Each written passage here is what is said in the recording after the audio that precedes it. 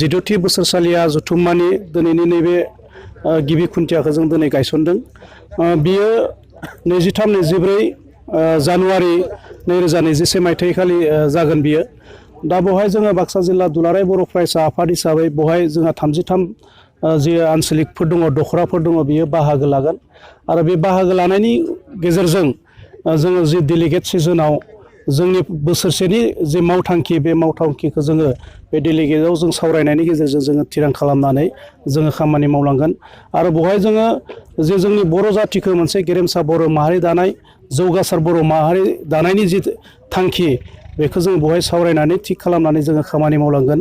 जोङो रावनि बेलायाव खामानि मावगोन, जोङो रांखान्थिनि बेलायाव, रांखान्थिखौ जौगानायनि बेलायाव जोङो खामानि मावनो थाखाय जों बेवहाय जोङो एजेन्डाफोरखौ जोङो लागोन। आरो बेवहाय जोङो समाजारि जि बर'फोरनि समाजारि बिथिं, बे बिथिंखौ फोसाबनायनि गेजेरजों बर' माहारिखौ जौगानायनि जि बिथांखिफोरखौ जों बेवहाय डेलिगेट सिजनाव जों सावरायनायनि गेजेरजों जोङो बिथांखि आजावगोन। आरो जे जोङो आबादारिनि बिथिं, बे आबादारि बिथिंखौबो जोङो मोनसे माबायदि साइन्टिफिकेलि जों आबाद मावनानै बर' माहारिखौ जों जौगाहोनो हायो, दा बेखौबो जोङो बेवहाय सावरायनायनि गेजेरजों जोङो बिथांखि लानायनि गेजेरजों जोङो बेवहाय जोङो खामानि मावलांगोन। आरो आं दिनै नोंथांमोननि जे चेनेलनि गेजेरजोंनो आं बेखौनो दिनैनि नैबे लाइ खुन्थिया गायसननायनि जे थांखिनि गेजेरजों आं दिनै बेखौ नोंथांमोननि चेनेलनि गेजेरजों आं बेखौ आङो फोसावबाय। बेवहाय बिबाननि माबा मोनसे सोलाय सोल'नि माबा मोनसे हाबाफारि जागोन नामा, ना फोरमायगोन नामा? नंगौ, जोंहा बेवहाय टार्मिनेटिं जागोन। 2 बोसोरारि जोंहा बाक्सा जिल्ला दुलाराय बर' फरायसा आफादा अलरेडि कमप्लिट जालांबाय। जोङो नभेम्बर मासाव जोङो सोलायनो गोनांमोन, नाथाय फैबाय थानाय जे बिसायख'थि बिटिआरनि जि बिसायख'थिनि थाखाय जों दोनथ'नो गोनां जादों। दा नैबे जानुवारियाव जानो गोनां 23, 24, 25 जानुवारियाव जानो गोनां जि माबा कनफारेन्सआव जोंहा टार्मिनेटिं दङ। जोङो बिबान सोलायनाय जे हाबाफारि, बेयो जोंहा जागोन। फरायसा आफादा सापर्ट होबाय थानायखौ जों नुनो मोनबाय थादों, नाथाय राजखान्थिखौ लानानै गामि ओनसोलफोराव गोबां बिदिनो एना एनि दान्थे दुन्थे जानायखौ जों नुनो मोनबाय थानाय जादों। नाथाय नोंथाङा बाक्सा जिल्ला दुलाराय बर' फरायसा आफादनि सासे आफादगिरि हिसाबै रायजोफोरनिसिम मा फोरमायहरगोन? बेयो मोनसे जोङो जारिमिनाव जोङो नाहरोबा जों बेखौनो नुनो मोनो जे बर'नि गेजेराव माबा मोनसे जिथु जोङो सोलायनाय लाबोनो गोनांब्ला जोङो बेवहाय दुलाराय बर' फरायसा आफादा जोङो डिसिसन लानानै जों खामानि मावो। बे दुलाराय बर' फरायसा आफादा नैबे राजखान्थियाव बाहागो लानाया बे दिनैनि बाथ्रा नङा। जों नुहुरो, जों जे समावहाय दुलाराय बर' फरायसा आफादाव गैयामोन, बै समावबो 1991 मायथाइयाव दुलाराय बर' फरायसा आफादा गावनि फिरफिलाखौनो बाहायनानै बेवहाय जोङो बिसायख'थियाव बाहागो लाबोनानै 9 जन एमएलए जोङो मोननो हादों। बे 9 जन एमएलएखौ मोननायनि उनावहाय 9 जन एमएलए एसेम्ब्लियाव खोन्था बुंनायनि उनावहायनो 1993 मायथाइयाव बिएसि सुक्ति जादों।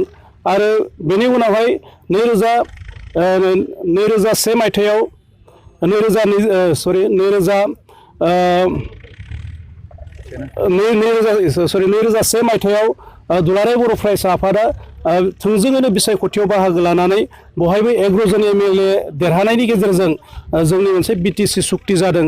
दा बेबायदि हिसाबै दिनै दुलाराय बर' फरायसा आफादा नांगौ समाव थि समावहाय बिसायख'थियाव बाहागो लाबोनानै दिनै एमएलएफोरखौ दैथायहरनानै जोंनि जि माने आलादा रायजोनि जि सिमां नुनाय, बे आलादा रायजोनि थाखाय जोङो दिनै खामानि मावबाय थादों।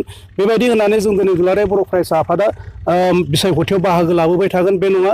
जेब्लानोखि नांगौ जायो, बे राइट डिसिसन लानो थाखाय दुलाराय बर' फरायसा आफादा बिसायख'थियाव बाहागो लायो। गाजा गोमजायै सानथामनि हाबाफारिजों खुंफुंना हरनो थाखाय जों बानजाय आफादनि जानानै लाहार फाहार खालामगासिनो दङ। दिनै बिनिनो जिखिनि बानजाय आफादनि गिबि हाबाफारि हिसाबै जोङो बाक्सा जिल्ला दुलाराय बर' फरायसा आफादनि आफादगिरि बिथांनि जे नुजाथिनाय, बे नुजाथिनायनि गेजेरजों जोङो दिनै पेन्डेलनि खुन्था गायसंनाय हाबाफारिखौ मावफुंबाय। बेनि थाखाय बिथांनिसिम साबायखर। जों बेखौनो सानदों, दा गासै जोंनि रायदाव आफादनि मावथि, लोगोसे दुलाराय बर' फरायसा आफादखौ अनसायग्रा, मोजां मोनग्रा, मोजां हास्थायग्रा बिथांमोननि मददजों जों जिखिनि रां अनसुंथाइ मोननो लुबैदों बेखौ मोनफुंनो हागोन। आरो जोङो बाक्सा जिल्ला दुलाराय बर' फरायसा आफादनि जानो गोनां 14थि बोसोरसालिया जथुम्माखौ गाजा गोमजायै जों हास्थायनाय बायदि खुंफुंनानै हरनो हागोन होननानै जों फोथायदों।